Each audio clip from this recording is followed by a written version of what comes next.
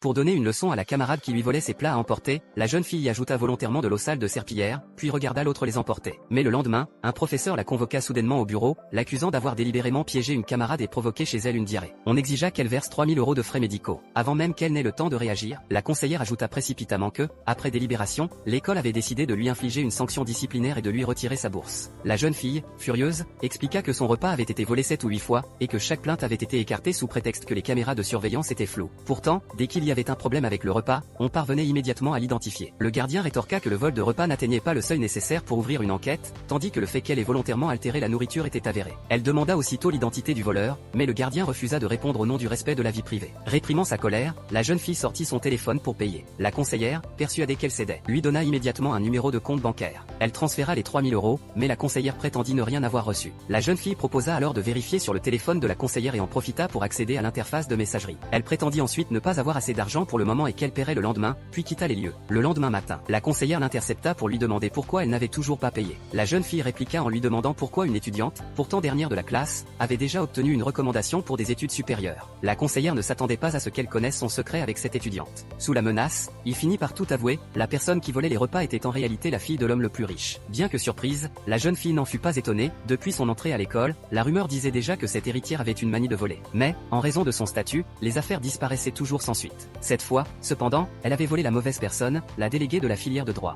La jeune fille décida de lui faire perdre cette mauvaise habitude. Elle se rendit ensuite à la cantine, mais l'héritière arriva soudain avec ses acolytes. Non seulement elles renversèrent son repas, mais elles l'accusèrent publiquement d'avoir blessé une camarade. En entendant l'héritière révéler elle-même son identité, la jeune fille faillit éclater de rire, puis lui demanda si le repas contenant de l'eau de serpillière avait été à son goût. L'héritière eut immédiatement des hauts le cœur, tout comme ses amis. Les autres étudiants comprirent alors qu'elle était bien la voleuse. Furieuse, elle lança une menace avant de partir, promettant de se venger. Le lendemain, l'école convoqua rapidement la jeune fille en salle de médiation. La femme du magnate, pour protéger sa fille, était venue avec un avocat. À peine assise, l'avocat déclara que, selon leurs preuves, la jeune fille avait commis une agression volontaire, et exigea une indemnisation de 500 000 € pour préjudice moral. Il formula ensuite 3 exigences, dont des excuses publiques et une demande volontaire d'abandon des études. Mais la jeune fille répliqua calmement que l'eau de serpillière n'était pas une substance dangereuse et que, selon la loi sur la sécurité alimentaire, ajouter quelque chose à sa propre nourriture, tant qu'elle n'est pas destinée à la vente, ne constituait pas une infraction. Elle rejeta donc toutes les accusations. Elle ajouta qu'elle avait même préparé un cadeau pour l'héritière aujourd'hui, et que la vérité éclaterait dès que tout le monde entendrait l'enregistrement. L'héritière cria aussitôt « Non ».